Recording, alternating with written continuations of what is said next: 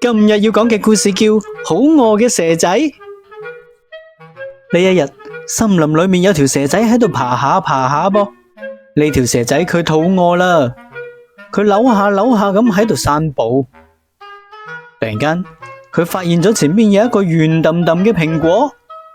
你估下呢條好餓嘅蛇仔會點樣呢？真係好食啊！哇！條蛇仔一啖就吞咗個蘋果落肚啦。你睇下佢個肚變到幾圓。第二日，呢條好餓嘅蛇仔又喺度扭下扭下咁散步。今次佢發現咗一隻黃色嘅香蕉啊！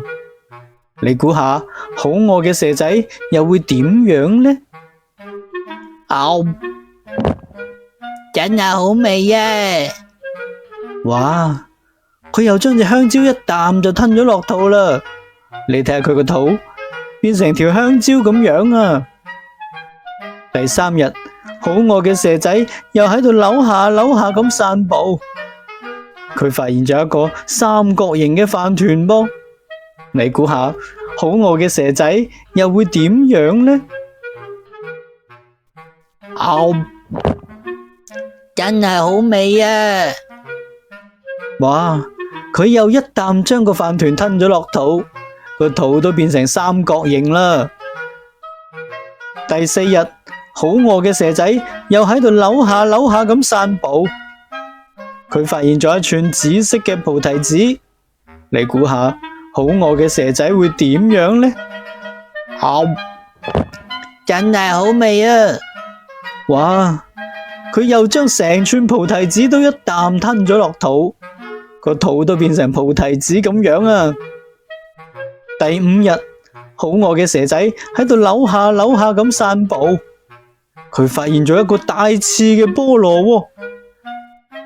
你估下好餓嘅蛇仔又會點樣呢？真係好味啊！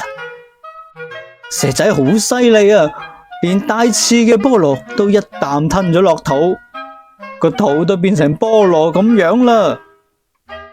到咗第六日，好餓嘅蛇仔扭下扭下咁又喺度散步。今次就更犀利啦，佢發現咗一棵結滿咗紅蘋果嘅樹。你估下好餓嘅蛇仔會點樣呢？然後佢就擰下擰下咁爬咗上樹。佢將個口擘到大一大。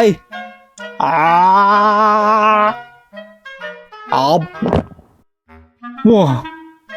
佢竟然將成棵樹都吞晒落肚啊！真係好味啊！大家係咪覺得蛇仔食嘢好誇張呢？咩都一啖吞晒落肚。而現實中，蛇食嘢又真係咁噶噃。佢哋唔會嚼爛啲食物，而係一啖將佢哋吞落肚噶。然之後喺肚裏面先至慢慢咁消化。但係我哋就唔好學蛇仔咁啦，我哋一定要嚼爛啲食物，先至再吞落肚。如果唔係，就會啃親噶啦。